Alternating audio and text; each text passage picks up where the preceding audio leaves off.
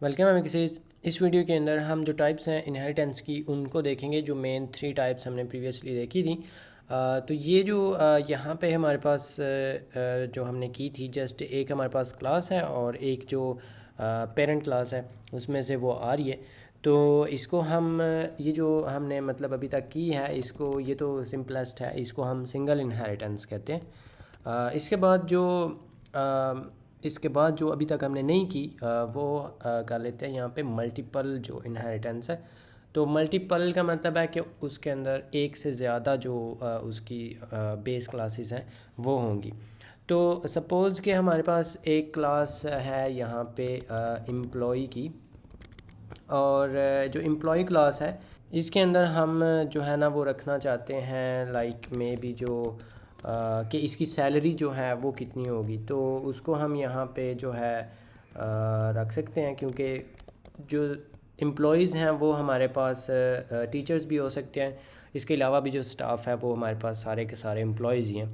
तो may be उनकी जो स्पेसिफ़िक चीज़ें हैं वो हम यहाँ पे अलग एक ऑब्जेक्ट के अंदर रखना चाहते हो। और फिर जो जो आगे में भी टीचर्स हैं, आगे हमारे जो ऑफिस एडमिन ऑफिस के अंदर जो हमारे पास स्टाफ है उनकी एक अलग से क्लास हो, तो उसको हम भी जो है वो इसी में से इनहेरिट कर सकते हैं।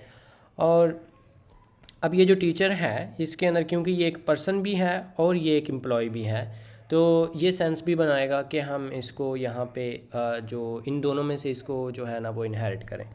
तो उसके लिए करने का तरीका ये होता है कि आप इसको लिखने के बाद जिससे भी आप इनहेरिट कर रहे हैं कॉमा लगाते हैं, और फिर आगे आप अपनी जो बाकी क्लास है उसको लिख सकते हैं।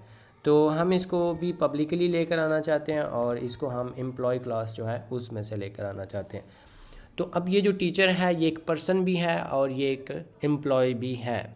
तो इसको मतलब ये एक टेक्निकल टर्म भी है, हम इसको इस तरह से रीड भी करते हैं कि teacher is a person and teacher is an employ. तो ये जो है ये हमारे पास मल्टीपल इनहेरिटेंस जो है उसकी एग्जांपल है।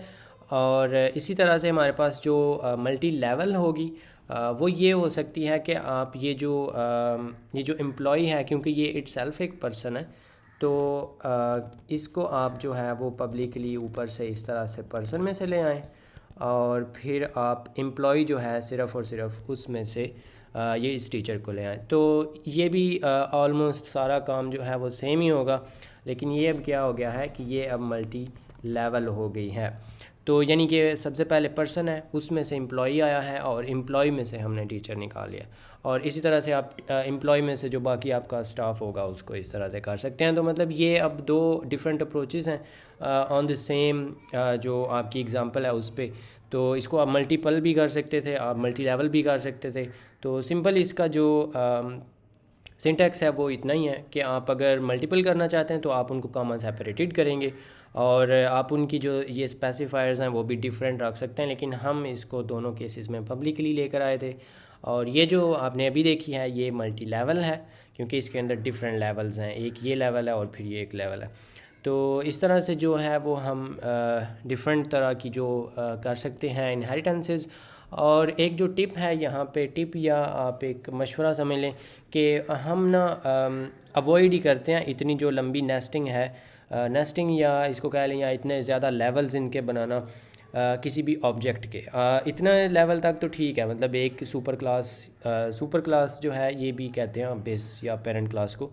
तो ये जो एक अगर ये टीचर जो है इसकी अब ये 2 ऊपर पेरेंट क्लासेस हैं, तो इससे अगर ज़्यादा भी आप नीचे जो C++ है या वो आपको इससे रोकती नहीं है कि आप कितना लेवल्स नीचे जाते हैं। लेकिन वो जितना आप नीचे जाएंगे ना उतना ज़्यादा काम जो है वो कॉम्प्लिकेटेड हो जाएगा, जो कि बहुत ही मुश्किल हो जाता है हैंडल करना। तो इसलिए एक जो अच्छा प्रोग्रामर है वो इस तरह के काम जो है ना वो बड़ा सोच समझ के करता है। तो आपने भी जो है ना इसका ख्याल रखना है, और ये जो चीज़ है आपने इसको भी फॉलो करना है कि आप जो अपना कोड है उसको अनरीडेबल ना बना दें।